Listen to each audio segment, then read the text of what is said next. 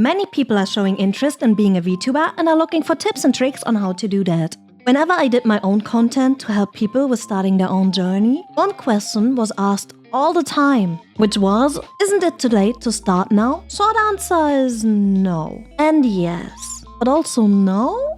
Let's talk about it in detail.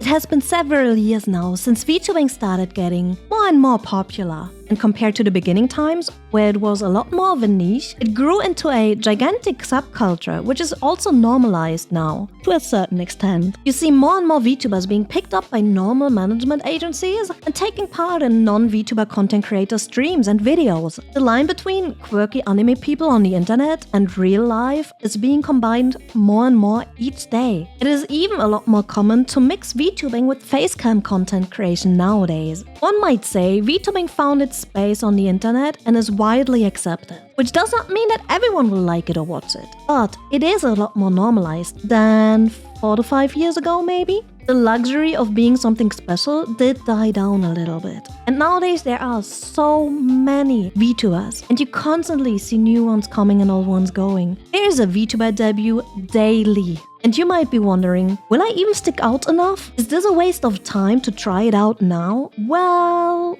let's figure that one out in part 2, shall we? But first, let me give you a short little shout out to a brand that has been supporting me over the last few months. AdvancedGG. They make amazingly refreshing energy and hydration drinks. I just recently finished 2 of my favorite tubs of the energy formula, and it really turned into a daily ritual to drink it for me personally. So I highly recommend to try it out and use code Miya at checkout for 10% off of your order. More info in the info box. Now let's move on to part 2.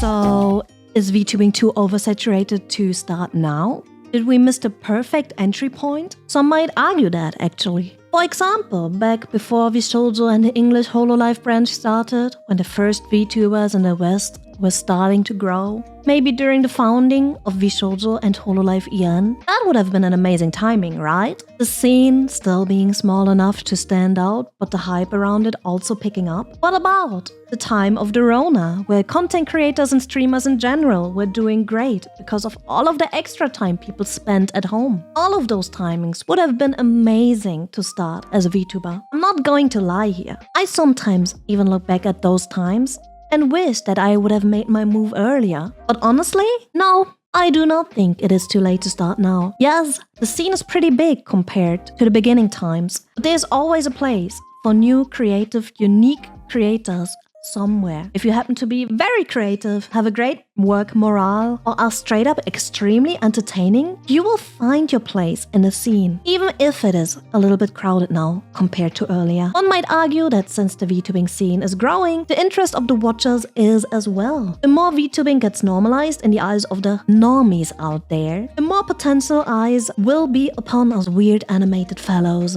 If you just keep doubting the timing and wait for a better one, while pushing back what could have been, that will not make you happier in the end. So if you're wondering still if it is too late, just stop. Stop right there. Try it for yourself. Click the like button or make a video. Do what you want to do without letting doubts like this stop you. I would love to do more videos like this in the future. So what aspects about VTubing, content creation or similar things do you find interesting? Do you have any questions and thoughts I should talk about? Let me know in the comments. And don't forget to subscribe if you want to see more of this type of content and more in the future. Bye bye!